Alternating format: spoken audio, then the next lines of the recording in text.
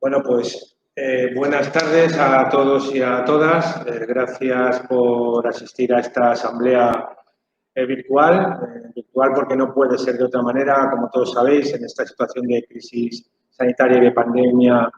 en la que estamos inmersos, en la que continuamos inmersos y que por razones de aforo tampoco podíamos hacer en nuestro local, en el Salón de Actos de Getafe, que es desde donde estamos emitiendo.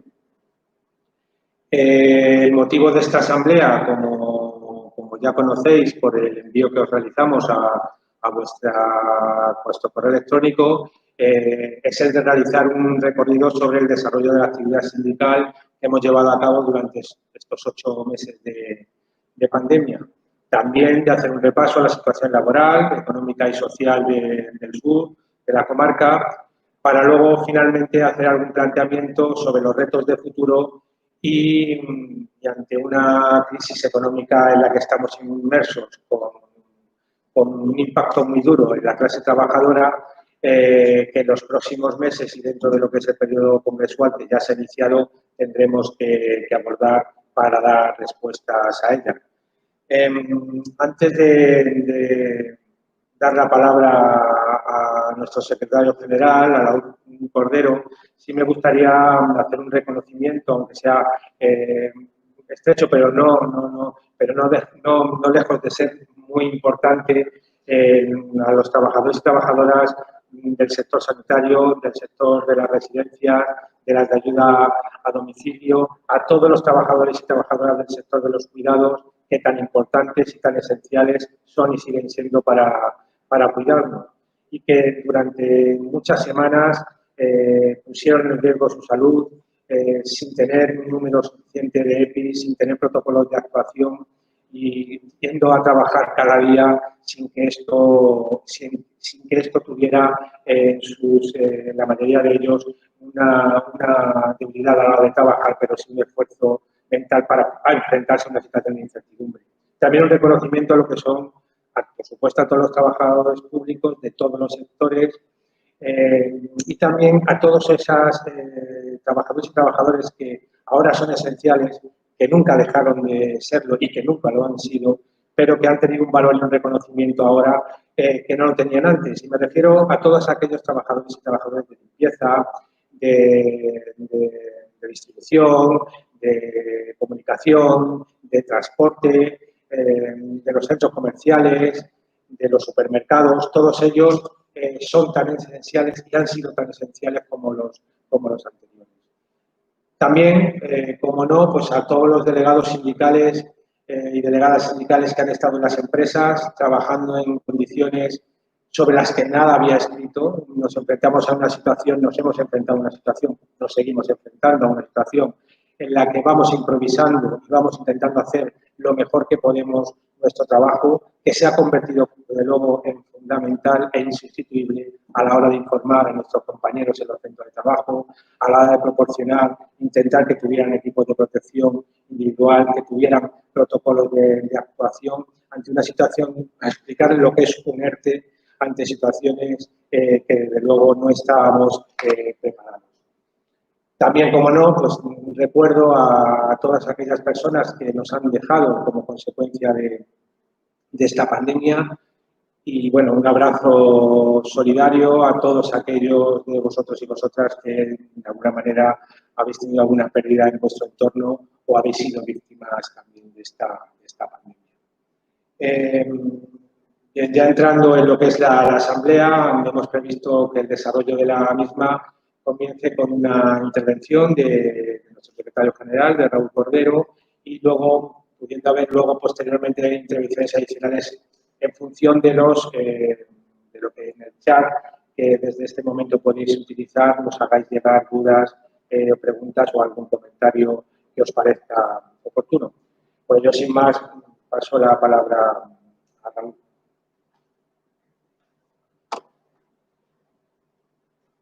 Pues gracias, Jesús, y buenas tardes a todos y a todas. La verdad es que se hace raro este formato para una asamblea, porque sí que es verdad que habíamos participado en algún acto público, en jornadas y cosas de ese tipo, pero bueno, estáis acostumbrados y acostumbradas a asistir a la asamblea de esta comarca, sabéis que no nos gusta mucho que sean un monólogo, nos gusta que se parezca más a una conversación y que podamos tener el reporte vuestro y no solo lo poquito que se puede intervenir en un chat, sino escucharnos y, sobre todo, además, en una asamblea de este tipo. Yo creo que estaría bien que sacáramos algunas conclusiones interesantes de este periodo que hemos vivido y que todavía no hemos dejado de vivir, este periodo de gestión del coronavirus. Pero bueno, esto es la situación en la que estamos y de momento son los medios de los que disponemos. Sí que es verdad que de cara al futuro, por si tuviéramos que convivir con estas limitaciones de la presencialidad en el futuro, sí que tenemos idea de añadir algún otro formato que permita una participación mayor. Ya sabéis que hay plataformas como Meet, Zoom y todas estas que permiten entrar en directo y poder charlar. La cuestión es que hoy se ha hecho una convocatoria amplia a la afiliación, no sabíamos el grado de participación que íbamos a tener. No hemos podido resolver técnicamente poder aparecer en las dos plataformas simultáneamente, pero lo haremos en el futuro. Y bueno, la cuestión, como decía Jesús, era que pudiéramos tener una asamblea más o menos ordinaria, como las que venimos haciendo aproximadamente 2 al año en este mandato. Estamos haciendo una siempre en otoño, y en la que pudiéramos poner sobre la mesa no solo el trabajo sindical que hemos hecho, sino alguna reflexión sobre la situación en la que estamos, para poder sacar alguna conclusión de cara a los retos que el sindicato tiene en el futuro y hacerla antes de que empiecen las asambleas de los congresos que empiezan ahora, porque nos parece que, bueno, hay algunas cuestiones que es mejor discutir fuera de estos ámbitos congresuales. No sé, ¿os acordáis? La última asamblea que tuvimos fue en el mes de marzo. Fue la primera semana de marzo, yo creo que fue el día 3, seguramente, o algo así. En el previo de las movilizaciones feministas del 8 de marzo, en las que sabéis que el sindicato participa muy activamente, no solo en la movilización general, también en las movilizaciones en los municipios. Y ya entonces, igual que en la asamblea anterior, hicimos algún comentario sobre un proceso en el que estaba el sindicato, que es el punto de partida, y es el punto en el que nos pilló el confinamiento el 14 de marzo, que era una cosa que habíamos llamado Frente Municipalista. El sindicato hizo una reflexión después de las elecciones municipales y autonómicas, a las que sabéis que presentamos una propuesta que llamamos programa sindical, que elaboramos en un proceso participativo con la afiliación, y que se convirtió en nuestro programa sociopolítico para los próximos años. La reflexión era que, habiendo ganado la derecha la Comunidad de Madrid, íbamos a vivir 4 años más de políticas que iban a hacer mayor el desequilibrio que vivimos en la zona sur de Madrid. Estas reflexiones, además, se amparan en datos, ¿no? Y además, cuando hemos compartido con otras organizaciones sociales o con los compañeros de UGT, así lo hemos visto el conjunto de las organizaciones. El sur de Madrid dispone de aproximadamente el 75% de la renta per cápita media de Madrid, es decir, un 25% menos de la renta media de la Comunidad de Madrid. Tenemos algunos municipios como Parla que cuadruplican el número de perceptores de renta mínima de inserción de la media, porcentajes de riesgo de exclusión que en ocasiones superan el 30%, con algunos municipios, según informes de UNICEF, en los que la pobreza y el riesgo de exclusión infantil supera 1/3 de la población infantil. Estamos en la semana, precisamente, de los derechos de la infancia y esto es importante que lo recordemos. Y también tenemos una carencia en infraestructuras básicas de transporte, educativas, sanitarias, una serie de cuestiones que van creando una brecha entre las personas de clase trabajadora que vivimos en el sur y quienes viven en el norte y otras áreas de Madrid, que se iba a presentar con la derecha en la comunidad. Pero en el sur de Madrid sí que es verdad que las elecciones municipales dieron una victoria casi generalizada en los municipios a la izquierda política con distintas formas, distintas áreas. Por eso nos planteamos hacer una cosa que llamamos Frente Municipalista, el nombre es lo de menos, que iba a tener 2 partes. Por un lado, intentar que el sindicato influyese en las políticas municipales, haciendo espacios de diálogo social. Eso lo planteamos al CT para hacer un programa de mínimos que llevara a los ayuntamientos y llegar a acuerdos para que en el ámbito local, donde gobierna la izquierda, sí que pudieran desarrollarse políticas a favor de la clase trabajadora. Y por otro lado, junto con los gobiernos municipales, con los alcaldes y alcaldesas, pero sobre todo con las organizaciones sociales de los municipios, que pudiéramos generar un proceso de movilización para exigir políticas de reequilibrio que compensaran pues, todo esto que hemos visto, ¿no? Nuestras faltas de renta per cápita, la pérdida de industria que estamos teniendo en los últimos años y toda esta serie de cosas, ¿no? Infraestructuras, mejoras de los servicios públicos, etc. De manera que, por un lado, arrancáramos a las políticas públicas locales mejoras para la calidad de vida de la gente, pero que también pudiéramos exigir a la Comunidad de Madrid lo que corresponde en sus políticas para el sur de Madrid. Y el punto del proceso en el que estábamos, cuando nos tuvimos que confinar con el primer decreto de alarma, pues era haber contactado ya con los grandes municipios del sur, haber iniciado conversaciones con algunas organizaciones sociales, que además nos habían hecho un reporte positivo de la iniciativa. Estábamos incluso ya abriendo los espacios de diálogo social para empezar a discutir con los ayuntamientos y elaborando con UGT un programa de mínimos que iba a tener 6 ejes, porque no queríamos presentar algo que la ciudadanía no comprendiera bien, ¿no? Sino algo que fuera sencillo, pero que fuera muy a los ejes de nuestras necesidades. Y planteábamos tener un primer encuentro con todos los alcaldes y las organizaciones vecinales del sur esta primavera, si hubiera sido posible, a finales de marzo o principios de abril, y una movilización conjunta de todo el sur de Madrid antes del verano. Esta era un poco la lógica y el esquema de trabajo en el que estaba el sindicato cuando celebramos la última asamblea en marzo. Y llegó el confinamiento, como todos sabéis. En este periodo de confinamiento de 8 meses y después del proceso de desescalada y ahora con la segunda ola, hemos tenido en primer lugar que gestionar una situación sanitaria tremenda, donde prácticamente se produjo un colapso del sistema hospitalario en nuestro país, en el sur de Madrid además. Lo vivimos de una manera muy intensa, hubo que instalar incluso hospitales de campaña, como el que se instaló en Leganés. No fue posible proteger adecuadamente, como antes decía Jesús, al personal sanitario durante las primeras semanas por falta de EPIs, no existían esos equipos de protección individual para la gente y tuvimos que convivir además con las situaciones personales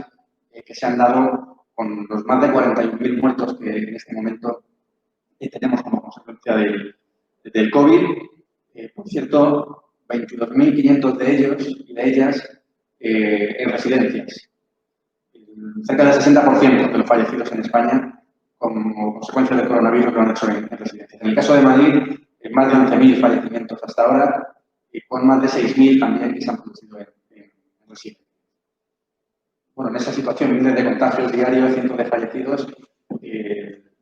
Por cierto, hoy salió un dato también en el Instituto Nacional de Estadística que hablaba de que la mortalidad se ha incrementado en España desde el mes de marzo, en comparación con años anteriores, en 70.000 personas. Porque en paralelo al colapso que estaba produciendo el coronavirus, muchas otras personas con otras patologías pues no han podido recibir su diagnóstico adecuadamente o no han podido ser atendidas en la atención hospitalaria o incluso por miedo dejaron de acudir a hospitales y vieron agravadas sus patologías y han fallecido también, ¿no? Por lo tanto, 70.000 fallecimientos más que el año anterior al secables a esta pandemia. Bueno, esta situación sanitaria se dio en un contexto en el que los sectores de cuidados tuvieron que responder como sectores esenciales y en las que nosotros sacamos 2 conclusiones. Una primera conclusión que nos quiere ayudar al final a afrontar los retos sindicales y hacer alguna reflexión para el futuro, también incluso de cara a nuestros congresos, ¿no? Es la falta de capacidad productiva que tiene este país. Durante prácticamente un mes, incluso la actividad sindical en la denuncia de las medidas de protección de la salud en los centros de trabajo era casi una tarea imposible, porque había una falta material, una falta real de equipos de protección individual. No había nada que exigir, porque no existían estos equipos. Y eso ha tenido mucho que ver con la falta de capacidad productiva de un país que ha visto, igual que la Comunidad de Madrid, como el peso de la industria, la capacidad para producir cosas de valor ha desaparecido, se ha externalizado, lo que nos crea una dependencia enorme de un comercio muy saturado, con mucha demanda y muy poca oferta, muy centralizado en el este, donde hemos externalizado la producción. Y una segunda conclusión, que tiene mucho que ver con estos datos, ¿no? En los que casi el 60% de las personas fallecidas han sido personas que estaban viviendo en residencias, y que nos tiene que llevar también a sacar conclusiones sobre el modelo de cuidados que tenemos en la comunidad de Madrid. Los cuidados no solo como sector de actividad, sino los cuidados en general, el cuidado de algo, es algo que requiere tiempo, que requiere una inversión de esfuerzos y que tiene, en todo caso, beneficios para la persona que es cuidada o para el objeto que es cuidado y normalmente en el medio y largo plazo. Y esto hace que la lógica de los cuidados sea, en buena medida, una lógica contraria a la lógica del beneficio. Por eso, cuando tenemos todo el sistema de cuidados, prácticamente todo el sistema de cuidados privatizado en la Comunidad de Madrid, y pasa en el conjunto de España también en buena medida, tenemos, cuando al final hay que atender y de verdad se ponen a prueba los sistemas de cuidados, desastres como el que hemos visto en las residencias y como el que hemos visto también en los sectores de ayuda a domicilio y en general en los sectores sociosanitarios y de cuidado. Hay un dato que es estremecedor, pero el 75% de las plazas de residencias en España están en manos de fondos. Son modelos de negocio, sabemos que solo invierten allí donde saben que van a obtener un beneficio rápido, un beneficio muy alto en un periodo de tiempo muy corto, que es justo lo contrario de lo que nos dice la lógica del cuidado, que requiere invertir para beneficio de otro y en plazos normalmente medios y largos. Bueno, además de la gestión de esta parte sanitaria, en la que se podría decir mucho, no me gustaría acaparar solo desde la intervención de la mesa el diálogo. Tuvimos además que afrontar una situación económica muy difícil. Hubo algunos sectores que fueron considerados esenciales y que efectivamente no han dejado de trabajar con un grado de exposición altísimo en muchos casos, pero hubo también una fuerte parada económica que tuvo como consecuencia que, en primer lugar, cientos de miles de trabajadoras y trabajadoras eventuales fueran expulsados directamente, expulsadas del mercado de trabajo. Muchas mujeres y mucha juventud son quienes acaparan este tipo de contratos eventuales o a tiempo parcial, salieron del mercado de trabajo sin ninguna garantía de volver. Son personas expulsadas de manera indefinida porque no sabemos cuánto tiempo tardará en recuperarse la economía después de la gestión de la parte sanitaria de la crisis. Es verdad que la figura de los ERTEs, que creo que nosotros pensamos que ha sido un acierto y que fue resultado del diálogo social a nivel confederal con el gobierno del Estado, pues ha mantenido durante esta crisis cientos de miles de empleos. Ha habido momentos en los que en la Comunidad de Madrid hemos estado en 700.000 personas en ERTE por causa de fuerza mayor, más de 3 millones en el conjunto de España. Y esto ha hecho que por primera vez en este país, en una crisis, el empleo haya caído bastante menos de lo que ha caído el Producto Interior Bruto. Algo que nunca ha sido así, siempre es al revés, porque tenemos un mercado de trabajo muy débil que gracias a figuras como estas se han logrado mantener, pero no deja de ser un periodo de incertidumbre para mucha gente que no sabe cuando desaparezca esta figura en qué medida va a incorporar su puesto de trabajo y de qué manera, ¿no? Pero ha significado un trabajo muy intenso también por parte del sindicato. Y un aumento de la exclusión que además empezamos a ver desde las primeras semanas y que nos da lugar, yo creo, que una tercera conclusión también para reflexionar al final, ¿no? Y es la enorme debilidad de la economía en España, ¿no? La cantidad de personas que viven en economías líquidas. De manera que en cuanto durante 2 o 3 semanas deja de haber ingresos en un hogar, cientos de miles de personas acaban en la exclusión o en la pobreza. Que se suman además a las personas que ya están en exclusión y pobreza en España, que no son pocas. España tiene unos índices de exclusión y de pobreza muy altos, incluso cuando la economía funciona bien, ¿no? Y esto pues lo explican muchos factores, pero esta conclusión, junto con la del modelo de cuidados y la falta de capacidad productiva, deberían ser conclusiones importantes para el futuro. Claro, en el sur de Madrid, como consecuencia de los desequilibrios que antes planteábamos, esto ha sido mucho mayor. Tenemos muchas trabajadoras que trabajan en los sectores sociosanitarios y de cuidados. En algunos sectores, más de la mitad del conjunto de trabajadoras que trabajan en este sector en Madrid viven en el sur, de manera que han estado expuestas de una manera muy evidente, sobre todo en las primeras semanas, ante la falta de EPIs en sectores que no podían dejar de trabajar porque cuidaban a las personas. Además, hacemos un uso del transporte colectivo y del transporte público mucho mayor que otras áreas de de Madrid, un transporte que ya además se mostraba pues, situaciones a veces de colapso, y es verdad que se redujo el uso en parte en comparación con los periodos normales de la economía, pero que no ha dejado de ser un espacio con un riesgo mayor, y que explica también por qué los contagios en el sur de Madrid en esos momentos de parón de la economía, pero de continuidad en algunos sectores, pues siguió siendo alto. Tenemos más economías límite y más situaciones de pobreza que han hecho que muchas personas hayan sido expulsadas, y una población infantil muy alta.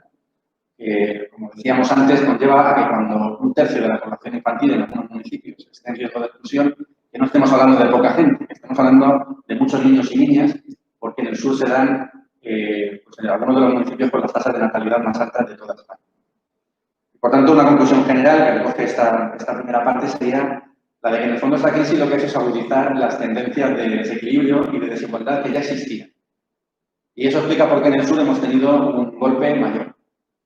Es verdad que la pandemia nos trae elementos nuevos que gestionar, ¿no? Por ejemplo, todo lo que tiene que ver con el incremento del teletrabajo, que también existía, pero que ahora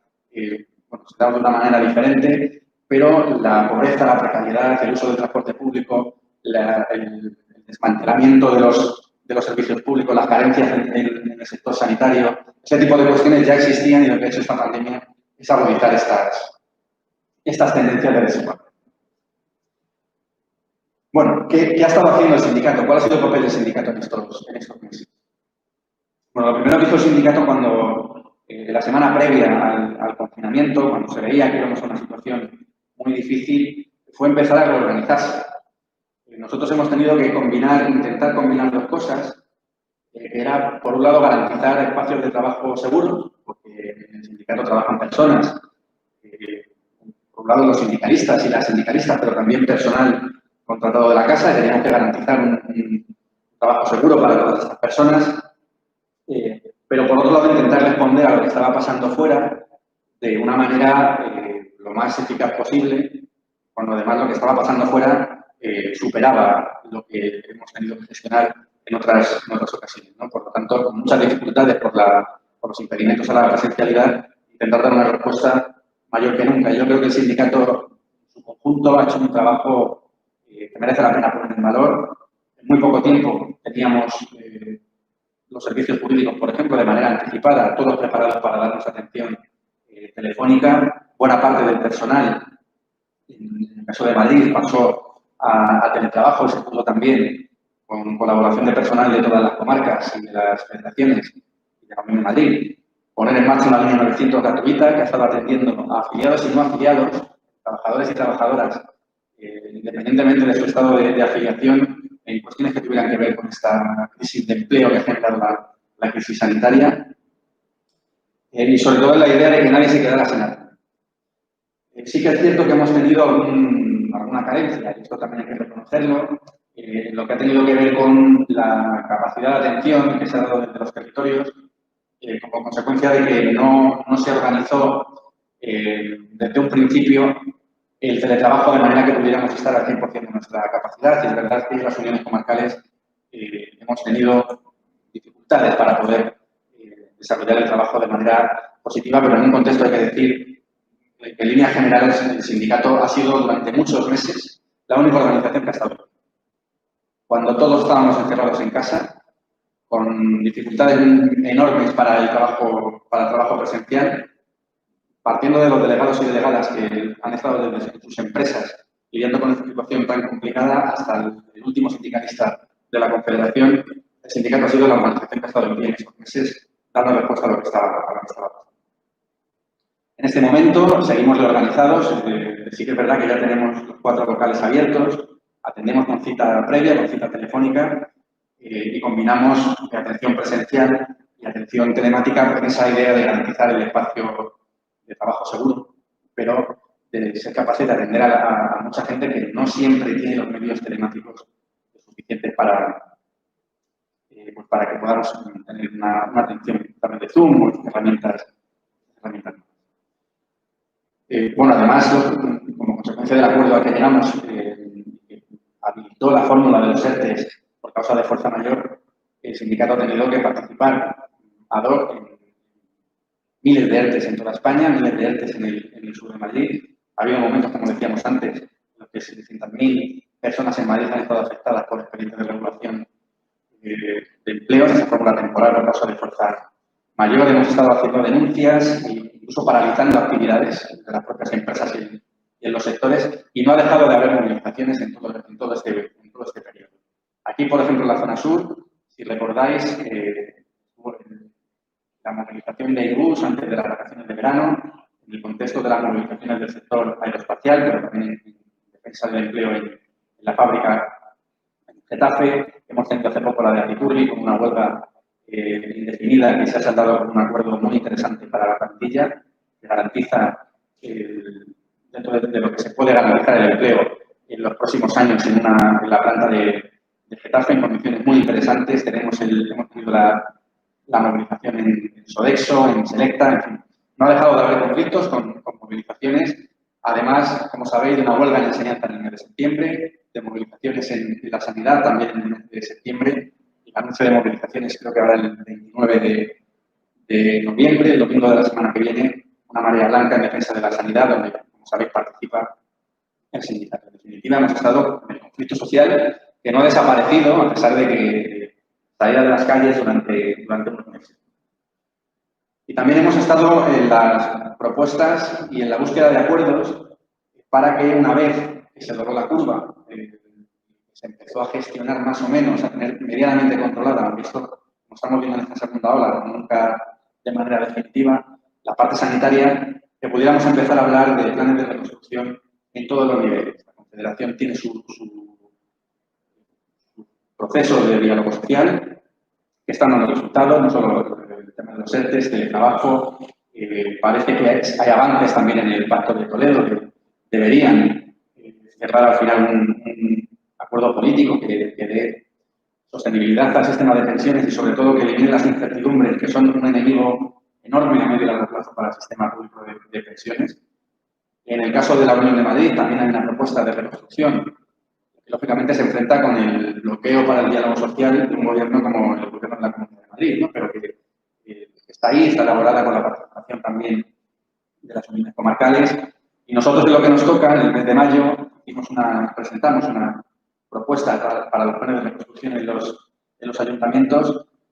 que estaba muy basada en las conclusiones que habíamos sacado. La recuperación de la capacidad productiva, una apuesta fuerte por el sector de los cuidados,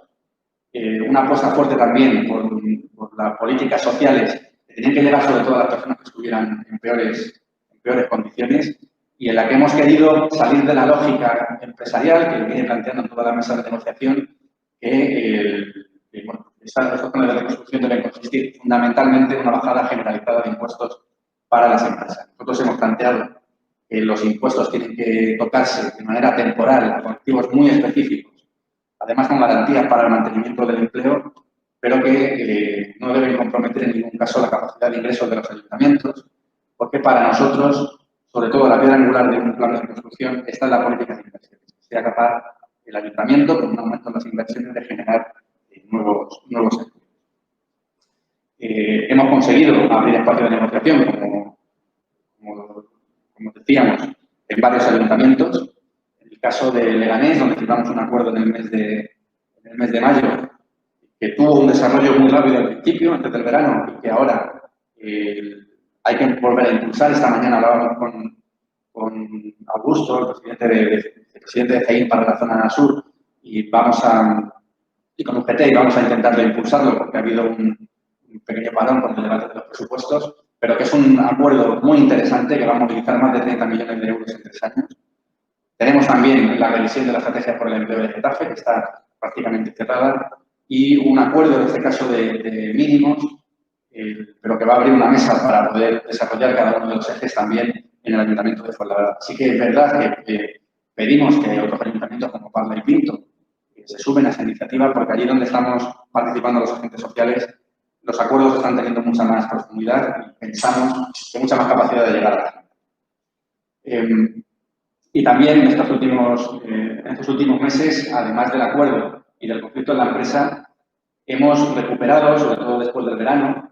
en vista de las restricciones a la movilidad y a las de las convocatorias en la calle irán poco a poco levantándose. Hemos recuperado la idea del Frente Municipalista y hemos empezado a crear ya las confluencias con las organizaciones sociales en un primer momento en defensa de la sanidad,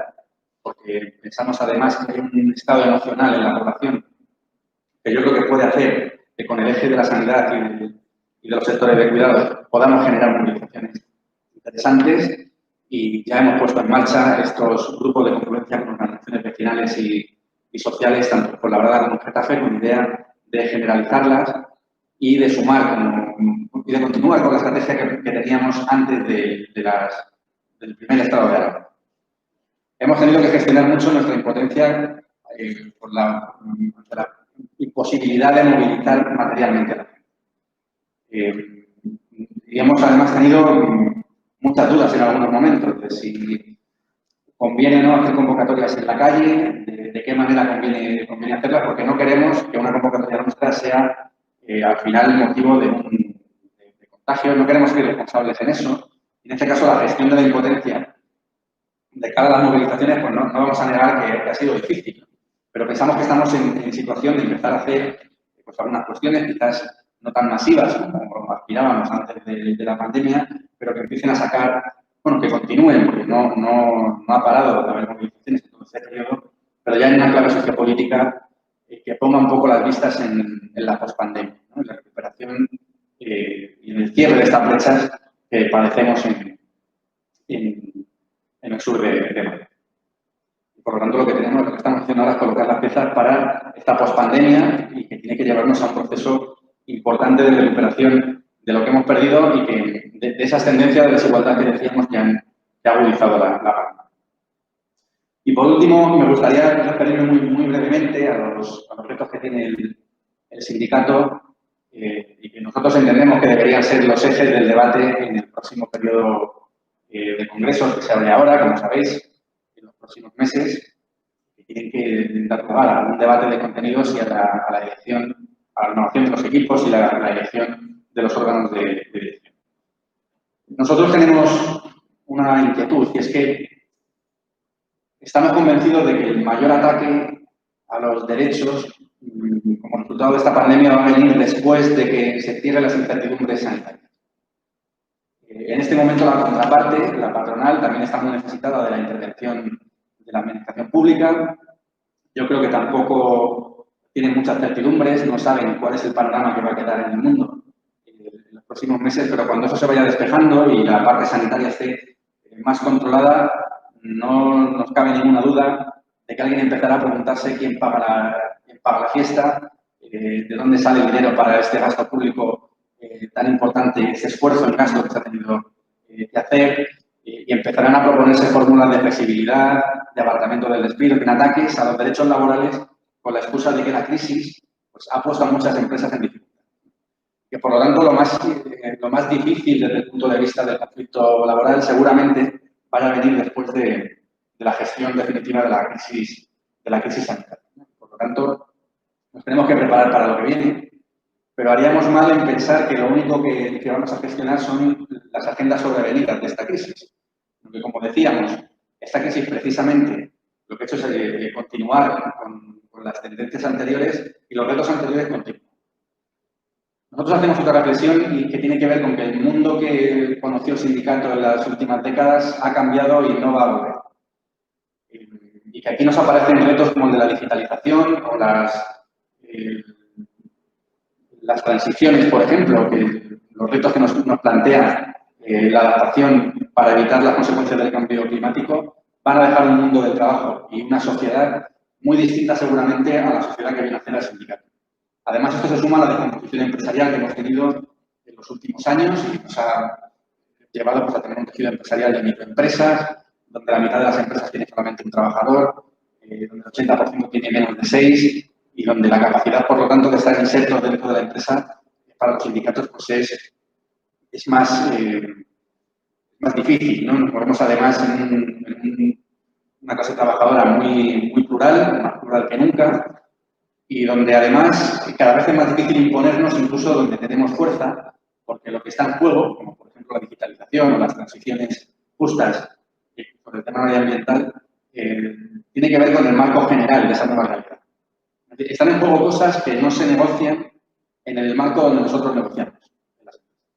Y, por tanto, disputar el marco es la gran pelea que tiene que hacer el sindicato en los próximos años. Es decir, en una empresa podemos discutir alguna cuestión sobre digitalización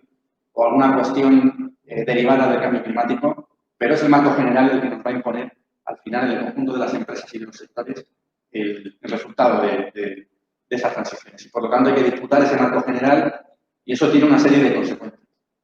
En nuestra opinión, la primera es reforzar el papel sociopolítico del sindicato. Porque si lo que está en juego es el marco, lo que tenemos que hacer es armar a la clase trabajadora desde el punto de vista sociopolítico para dar esa pelea que no se da solo dentro de las empresas, que lógicamente solo es posible a través de la fuerza que tenemos en las empresas, pero para que desde ahí podamos llegar al conjunto de la sociedad en un refuerzo sociopolítico de la clase trabajadora. Además, hace falta un refuerzo importantísimo de la confederalidad a nivel interno, porque este marco, aunque pueda tener afectaciones mayores en unos sectores que en otros, en realidad va a afectar al conjunto de la organización. Y, por tanto, necesitamos mejorar la coordinación y tomar decisiones mancomunadas desde esa lógica de que nos estamos jugando de marco general el conjunto de la clase trabajadora y que las soluciones parciales pueden tener algún sentido en el corto plazo, pero en el medio y largo plazo no van a permitir al sindicato mantener su capacidad contractual. Y esto pasa, si queremos armar a la clase trabajadora, por retomar, por reforzar también la figura del sindicalista de proximidad, del sindicato de proximidad, lo que supone un debate sobre la organización y sobre la descentralización de los recursos, en el caso de la Unión de Madrid especialmente, que tiene que llevarnos a ser capaces, en lo concreto, en el conflicto social en los barrios, en los conflictos en las empresas, a aprovechar precisamente esos conflictos para llevar este discurso de carácter general, que por cierto fue lo que permitió al sindicato en la dictadura convertir los conflictos en las empresas en un conflicto contra el régimen. Porque hubo gente que desde esos nodos de conflicto pequeños, medianos o grandes, era capaz de llevar la voz del sindicato. Por lo tanto, necesitamos no tanta sangre en el cerebro y que llegue más sangre a los músculos del sindicato para poder ejecutar lo que decidimos. Esto se compensa después con fórmulas de participación que deberían hacer más ágil la toma de decisiones, pero más participada por el conjunto de las organizaciones. Integrar también en la agenda sindical las nuevas exigencias de la clase trabajadora, que es más plural que nunca, que no exige solo cuestiones como el salario, que tiene otras inquietudes y, desde luego, no podemos hacer como si nada hubiera cambiado. No somos la clase trabajadora que éramos hace 40 años. En el caso de la Comarca Sur, ya termino con esto, en el próximo periodo congresual nosotros vamos a empujar para que se produzcan estos debates y tomaremos posición pues a favor de estos planteamientos. Esto es además el mensaje que nos trasladamos. Por eso queremos también el reporte vuestro con nuestra participación a través del chat. Ya me callo, que yo creo que al final, como siempre, he hablado más de lo que tenía pensado. Pero bueno, pues, sabiendo que es un poco diferente a otras asambleas, porque no podemos hacer intervenciones viéndonos, bueno, os agradecemos cualquier cuestión que queréis plantear por el chat.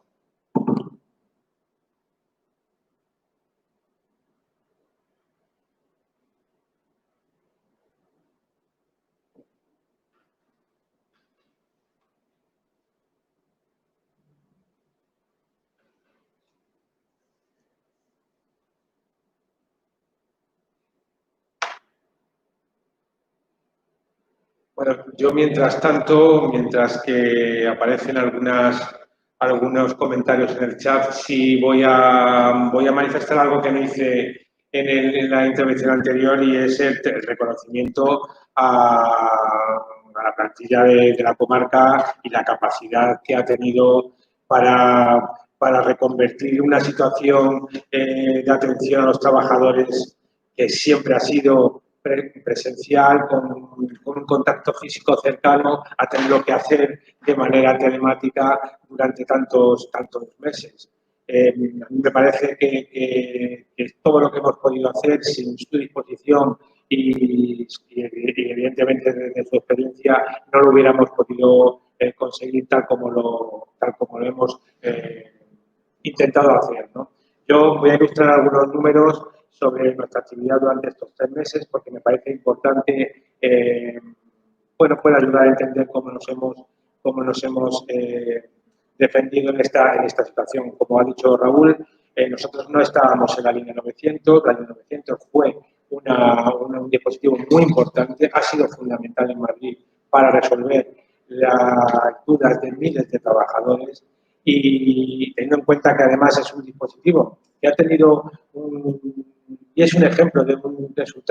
resultado cuando se establecen líneas de actuación conjunta entre secretarías y federaciones y se busca un objetivo común, que es, en este caso ha sido llegar a los trabajadores para que en todo momento fueran informados. En la comarca, con nuestros medios escasos, pero con toda nuestra voluntad, llegamos a atender a más de 1.068 llamadas de teléfono, consultas de trabajadores, correos electrónicos, donde el 66% de estas consultas eran de trabajadores afiliados y de trabajadoras afiliadas y el resto, evidentemente, de no afiliados que atendimos con el mismo interés y sobre los que hemos estado especialmente haciendo un seguimiento posterior, ya que al ser la primera vez que se dirigían a nosotros, hemos entendido que era necesario o había posibilidades de sindicalizar esa primera contacto con nosotros, ¿no? También decir que todas las consultas formaban parte de un sistema que habíamos diseñado para que en un primer momento fueran atendidas por el personal de la comarca y que aquellas que no pudieran ser atendidas por su complejidad fueran derivadas a los asesores y asesoras y abogados de los servicios jurídicos. Esto fue importante porque el 60% de las consultas fueran directamente resueltas por el equipo de la comarca y el resto, lógicamente, se derivó a la Unión de Madrid, que tenía perfectamente establecido un sistema de atención para que en todo momento pudiera haber una respuesta a la ayuda de los trabajadores. En la comarca en concreto ha sido fundamental el haber anticipado, y en este caso la Secretaría de Servicios Jurídicos de Comisión Social de Madrid se anticipó a la situación de cierre y de confinamiento que nos impedía la restricción de movilidad y esto en ningún momento supuso ninguna vacío en las posibilidades que tienen los trabajadores de recibir un asesoramiento, ya sea por la vía de los asesores jurídicos o de los abogados. Y esto fue muy importante porque en posteriores conversaciones que hemos mantenido con trabajadores, esto ha sido un elemento que han valorado positivamente. Deciros las primeras semanas cómo fueron, bueno, me imagino que vosotros, los que sois delegados o como trabajadores, sabéis perfectamente el caos en cada una de vuestras empresas y en general en todos los lugares que suponía esta nueva situación. Nosotros el 50% de las llamadas y de las consultas durante las 2 primeras semanas fueron exclusivamente de ERTEs y despidos. Lógicamente esto iba directamente a nuestros asesores y a nuestros abogados, pero luego la avalancha fue de prestaciones, de desempleo, de reclamaciones de cantidad, de condiciones de derechos, en definitiva ya una segunda parte no directamente a la pérdida del empleo, pero sí a las condiciones laborales. Podemos estar satisfechos del trabajo que hemos realizado en la comarca, pero también Raúl ha hecho algún comentario al respecto. No podemos, de alguna manera podíamos haber hecho mucho más. Nosotros teníamos una atención que tuvimos que reducir a un 18% de nuestra atención habitual, donde solamente podíamos atender telefónicamente desde nuestro local en Getafe, sin que, aunque hubo algunos compañeros y compañeras que desde su domicilio pudieron trabajar con sus medios personales, no pudimos atender muchísimas llamadas que se producían por las tardes o en otras horas que podíamos perfectamente atender. Yo creo que eso es una reflexión que nuestra organización tiene que hacer de cara a futuro para, lógicamente, si se dieran situaciones de estas características, no volver a caer en este mismo error o, digamos, esta debilidad que claramente es mejorable y fácilmente mejorable. Bien, no sé si tenemos alguna... Bien. Bueno, pues como no tenemos ningún comentario, bueno, simplemente yo creo que podemos cerrar esta asamblea, desear que haya cubierto las expectativas que teníais con respecto a ella, que os hayamos podido informar de algunos aspectos que os pudieran interesar y, bueno, esperar que en la próxima asamblea podamos hacerlo en un entorno ya físico más cercano y, bueno, no quiero terminar sin recordaros la convocatoria de Marea Blanca para el próximo domingo. Importante el apoyo, lógicamente, a los trabajadores y trabajadoras de la sanidad y también la reivindicación de recursos públicos y de recursos sanitarios para defender la sanidad pública y atender a todos los ciudadanos. Y también el día 25 de noviembre, que es el Día Internacional para la Eliminación de la Violencia contra las Mujeres, para que también participáis, os animo a que participéis en los actos que se vayan convocando y que en este momento no desconocemos. Por lo tanto, son dos convocatorias importantes y interesantes. Y pues nada más. Muchas gracias a todos. Se ha convocado una concentración, ¿verdad? Que mucho control y demás por parte de la Federación de Construcción de Servicios este viernes en contra de la siniestralidad laboral en la construcción. Una más, como decíamos, todos los sectores en este momento están movilizados y mira, lo plantea, lo dice Piedad. Mañana a las 11, la Asamblea de Madrid Construcción y Servicios. Efectivamente, pues, todos los sectores están movilizados, lógicamente no con la contundencia que nos gustaría por las restricciones, pero sin perder la calle, porque lo vamos a necesitar en los próximos meses. Y nada, muchas gracias a todos y a todas.